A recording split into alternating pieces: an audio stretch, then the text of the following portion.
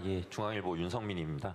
트럼프 대통령과 그 북핵 문제에 대해서 대화를 나누셨다라고 말씀을 하셨는데, 그 북핵 문제 해결을 위해서는 북미 대화가 필요하다라는 얘기도 나오고 있습니다. 그 트럼프 대통령이 그 G7 만남 과정에서 그 북미 대화의 의지를 보이거나 아니면 좀 구체적인 계획을 말한 게 있는지 궁금하고요. 그리고 한 가지 더 추가적으로 그 트럼프 대통령과 그 북한 관련 주제 외에도 혹시 한미 동맹 관련된, 그러니까 전작권 전환 그리고 방위비 분담금 이런 것과 관련된 대화도 나누셨는지, 소개할 부분이 있는지 있다면 소개해 주시면 감사하겠습니다. 네. 일단 방위비 분담 얘기는 전혀 나오지 않았고요. 지금도 뭐 충분히 분담하고 있는데 뭘 추가 분담하냐는 게 제 생각이고, 뭐 미국 측도 대선 이후에 대선 선거 과정에서 그 얘기가 꽤 있었는데, 한국군의 주한미군에 대한 방위비 분담금을 10배를 받겠다 이런 얘기를 했는데, 그 취임 이후에는 전혀 그 얘기를 하지 않고 있습니다. 방위비가 아니라 이제 국방비 얘기는 제가 먼저 했죠. 명확하게 우리는 얘기의 대전제이기 때문에 그 얘기를 먼저 드렸습니다. 우리는 국방비 3.5%까지 증액을 하기로 약속을 했고, 또 우리 스스로 주권 국가로서 한반도 방위는 우리 스스로 책임져야 된다고 생각한다. 우리 스스로 책임지겠다. 걱정하지 마시라. 이렇게 미리 얘기를 했어요. 대전제로 깔끔하게. 그럼 모든 문제가 해결되죠. 우리가 우리 돈 내면서 우리 방위를 우리 스스로 책임질 건데, 그 전시작전권을 미국이 왜 갖고 있습니까? 얘기할 필요가 없죠. 그럼 당연히 우리가 정상 상태로 우리 스스로 방위할 수 있게, 또 우리가 스스로 지휘할 수 있게 해야 되니까 더 이상 그 얘기는 하지 않았습니다. 제가 저번 한미 정상회담에서도 전시작전권 반환 얘기는 일부러 안 했어요. 너무 당연한 거니까. 실무적으로 협의가 되고 있었고,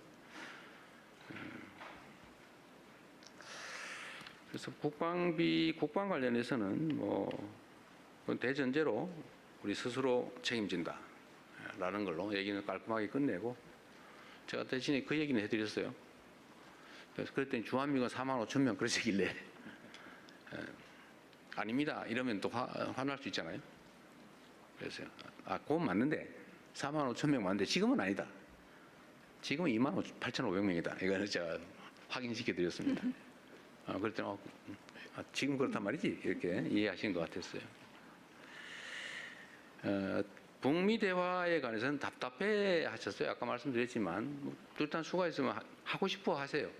북미 대화를. 지금은 이제는 김정은과의 대화를 해야 되겠다는 생각을 가지고 계셨습니다. 가지고 계신데, 그럼 어떻게 구체적으로 이 점에 대해서 답답해 하세요. 저한테 방법이 뭐냐 이런 것도 물어보셨습니다. 제가 말씀드린 건 그래서 그 얘기를 한 거죠. 결국 북핵 문제다. 체제 안전의 문제다. 그리고 이게 지금 같은 방식으로는 해결이 되지 않는다. 제재와 압박이 효과가 없다 이제는.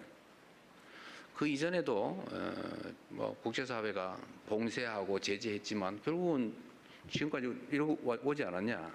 전략적 인내라고 하는 것도 하나의 전략이었겠지만 제가 보기에는 그 효과가 없어서 결국은 제재에 따라서 무슨 핵무기를 포기한 것도 아니고 지금 일정 수 이상의, 보통 한 5, 60기 정도라고 표현합니다만, 일정 수 이상의 핵무기를 현실적으로 이미 가지고 있는 것 같다. 다 그렇게 인정하지 않냐. 끊임없이 1년에 10개에서 20개 정도 핵무기를 만들 수 있는 핵물질을 계속 생산해내고 있다. 다 알고 있지 않냐 우리가. ICBM 기술도 계속 재진입 기술 정도의 마지막 단계까지 거의 다 가고 있다. 그래서 이렇게 되기 전 단계에서 뭔가 현실적인 조치를 했어야 된다는 말씀을 계속 반복해서 하셨고, 그래서 이제는 늦었다. 이제는 현실적으로 물리적으로 막을 수가 없다. 근데 지금은 상황이 더 어려워진 것이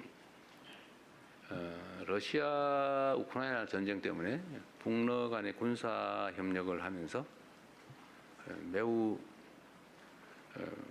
제재의 실효성이 떨어졌다. 그래서 그랬더니 그분이 그러시더군요. 아니 러시아도 상황이 어려운데 북한에 그렇게 많은 도움을 줬을까요? 그러길래 북한 경제는 요만하고 러시아 경제는 이렇게 크기 때문에 러시아가 조금만 도와줘도 북한에 크게 도움이 된다.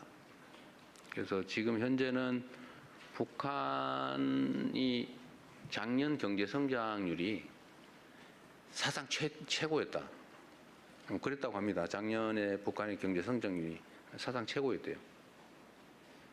그래서 뭐 여러분이 쓰신 기사에도 나오던데 무슨 뭐 고급 무슨 소비재 시장을 뭐 열어주겠다 뭐 그런 얘기도 했다고 하는 얘기가 있던데 어쨌든 그렇게 러시아와 저 국경이 완전히 열려서 이제는 국제 제재가 의미가 없다. 그러니까 이제는 핵물질 추가 개발 또는 미사일 추가 개발 뭐 이런 거를 중단하는 것 가지고 협상을 해야 될 때가 됐다고 보여진다. 더 확산되지 않게 하는 게 이익이다. 지금 제재가 거의 실효성이 없다라는 말씀을 드렸고 그 점도 많이 공감을 하셨어요. 구체적으로 그럼 어떻게 해야 되냐는 의견도 저한테 물어봤는데 어쨌든 우리로서는 방법이 지금은 모든 게 다 차단됐기 때문에 제한도 할 수 없는 상태다. 미국과 북한이 대화할 수 있는 유일한 상대라고 보여지고 미국이 좀 북한이 공감할 수 있는 현실적인 안을 좀 내면 좋겠다. 그리고 미국의 제야 군사 전문가들의 의견도 좀 참고할 필요가 있겠다 이 말씀을 드렸습니다. 지금 미국의 제야 군사 전문가들이 현실성 있는 협상을 시작해야 된다 이런 지적을 하고 있어요. 현실성 있는 무조건 비핵화 이렇게 외치면서 해봐야 아무런 진적이 없다. 수십 년 동안 안 됐다. 그러니까 뭔가 현실에 기반한 구체적 대안을 놓고 논의해야 된다는 주장이 많이 나오고 있습니다. 그런데 그렇게 그 사실을 좀 설명을 드렸죠. 미국의 제야 군사 전문가들의 현실성 있는 현실에 기반한 대화를 시도해야 된다는 지적을 하고 있으니까 그것도 좀 살펴보시라 이렇게 말씀드렸습니다. 어쨌든 우리 구체적 계획은 이제 만들어야 되는 거죠. 지금 단계로는 완전히 지금 교착 상태라고 할 수 있습니다. 매우 안타까운 일이죠.